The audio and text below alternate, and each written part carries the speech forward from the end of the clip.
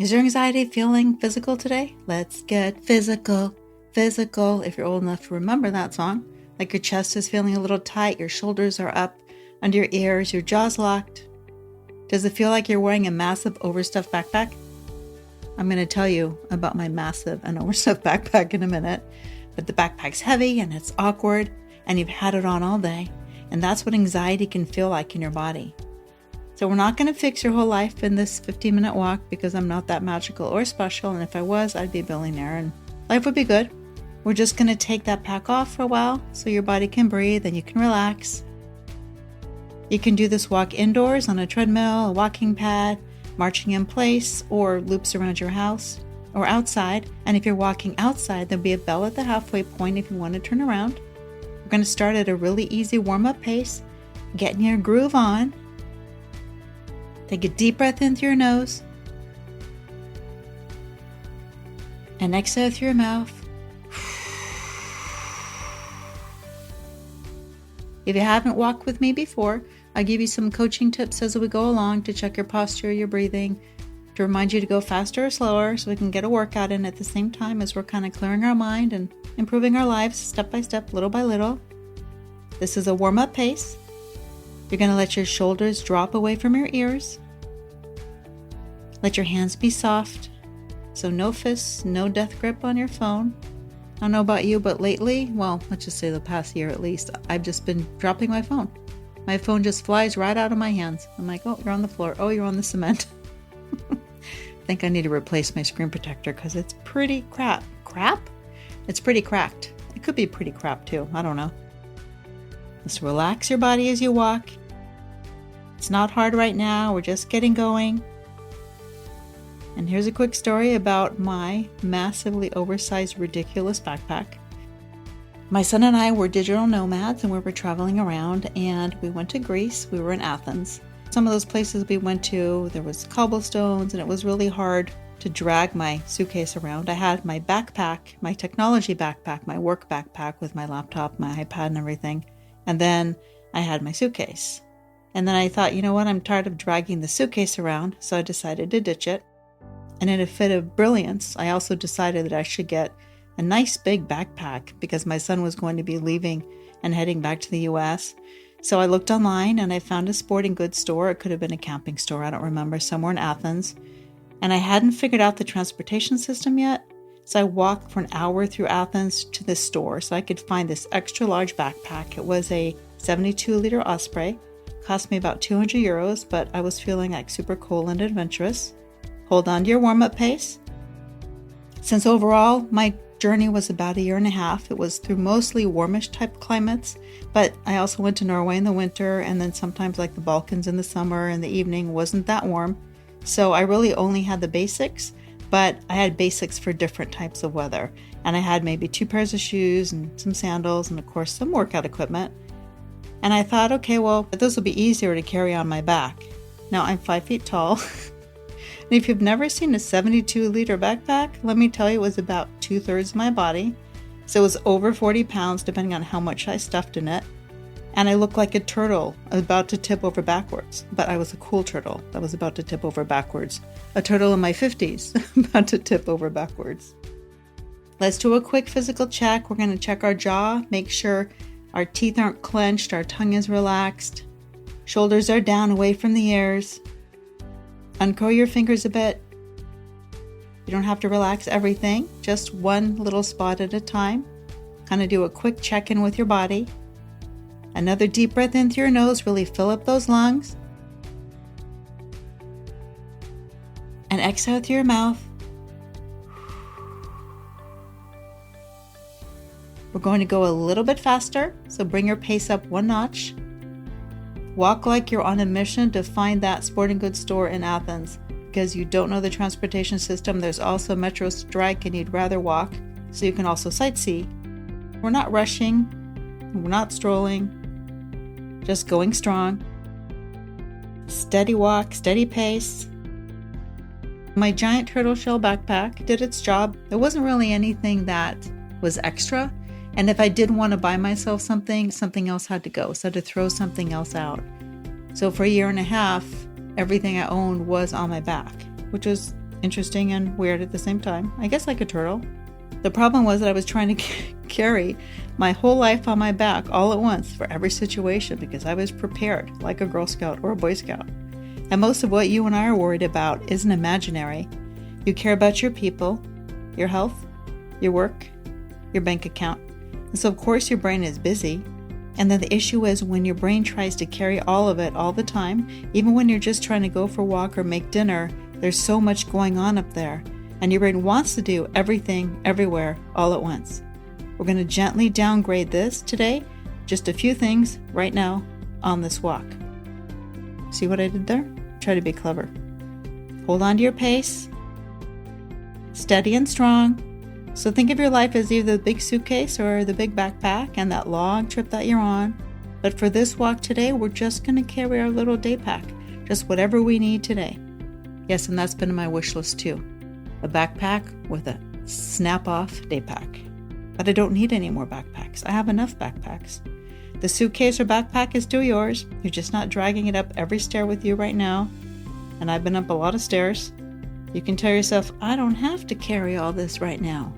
Because I'm a wonder. Ooh, I'm a wonder. Is it Donna Summer? Yes, Donna Summer. Deep breath in through your nose now.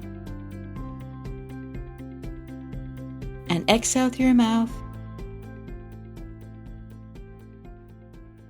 We're going to go a little bit faster, like you felt the first drop of rain, and you're 5 minutes from home. Going to give it a little push.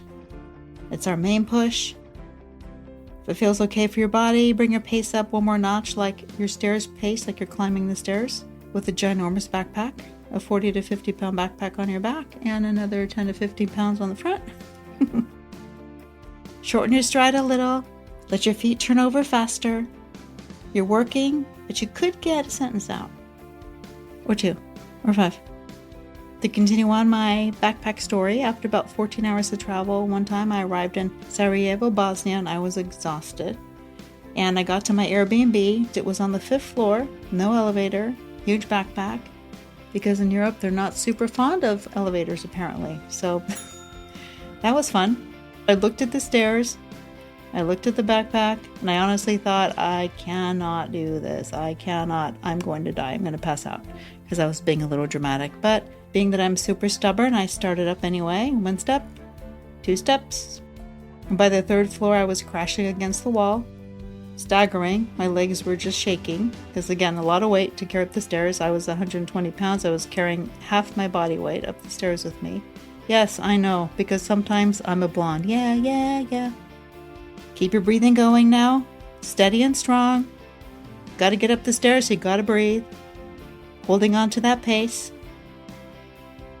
And as I was climbing those stairs and slamming into the wall, I kind of looked down at my legs and I thought, wow, you know what? Look at these legs. Look how strong they are.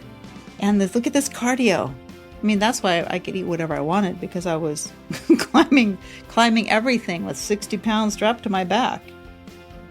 By the 4th floor, I was making so much noise that the host finally heard me, and he came down and he grabbed my pack and he carried it the last flight, and it felt like I'd lost a zillion pounds. I was so relieved and I was so happy. And that's kind of what anxiety does to you. It tells you you can't handle it. It's too much. But if you're like me, I'm going to try anyway. You showed up for this episode. We're going to relieve some of that anxiety and take that backpack off for a minute, clear your mind. You don't have to love those damn stairs. You just have to keep taking the next one and the next one. And it's okay to ask for help carrying that bag sometimes, because it gets really heavy. And I'm really bad at asking for help, as I'm sure you are too. Take another deep breath in through your nose. And this time we're going to exhale a little bit longer than our inhale.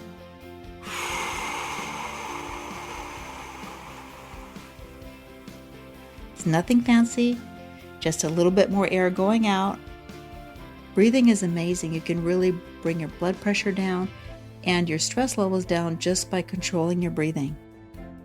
Still holding on to that pace. It's strong, it's determined. You've found a groove. We're going to stay with it. Hold on to it. Look at your legs just like I did and say, hey, these legs are pretty cool. Years ago, I wrote an essay called I Love My Thighs.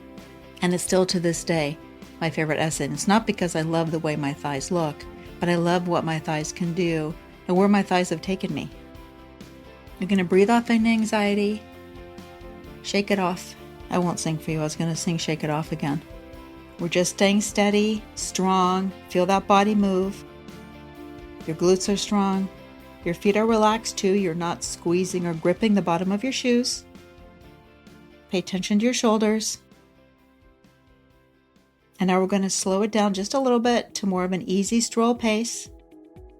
Like you made it to the top floor, you're about to cry because your backpack is now off your back and you climbed those 5 flights of stairs. This Airbnb was on the 4th floor technically, but they don't count the bottom floor. So it was 5 floors. I'm glad I didn't know until I got there, because maybe I just wouldn't have gone. Let your arms swing. Soften your hands. And as you're breathing, when you exhale, make it a little bit louder, like shh. Or you could shush somebody. You made it up those stairs. And for these last few minutes, imagine taking that backpack off and setting it down next to you. Everything that you need to do is not going to be on your back right now. You're not going to carry it in your mind for the rest of the day. You're only going to think about one thing, not 10 things. Maybe it's replaying a conversation. Maybe it's worrying about what someone thinks. You can pick that up later if you really want to, but for now, I'm just going to leave it right there on the floor next to you. Your anxiety may still be humming in the background, because it does, and that's okay. You gave your body a break. Remind yourself that you don't have to carry everything, everywhere, all at once, all the time. You're going to do a quick check through your body, make sure nothing's tight, nothing's tense. And relieve that pressure, relieve that tension. And the backpack's right next to you. It's still there if you need it, but you don't need it today because you just got that little day pack. And if this walk took even a little bit of weight off your shoulders, tap follow or subscribe. That way the next walk is waiting for you. And also because it helps with that darn algorithm. So if you interact with the podcast in any way, whether you leave me a review or you like it, or you subscribe, or on Spotify you can actually leave a comment, then that helps other people see my podcast too, because life has become one big algorithm. I don't know if you remember what life was like before social media. Slow it down a little more. Take that edge off your pace, backen it down. Keep your breathing flowing. Shake out those hands. Roll those shoulders backwards. Big, big, big rolls. Roll those shoulders forwards. Crack-a-doodle-doo. There's always a crack or a thump in one of the shoulders. And slow it down even more. Just keep that oxygen flowing, which seems to be my favorite phrase other than a bit. And when you're done with this walk, if you can stretch a little bit, especially your calves get tight. Your front of your thighs can sometimes get tight. Your glutes. And thank you for walking with me today. I'll see you next time.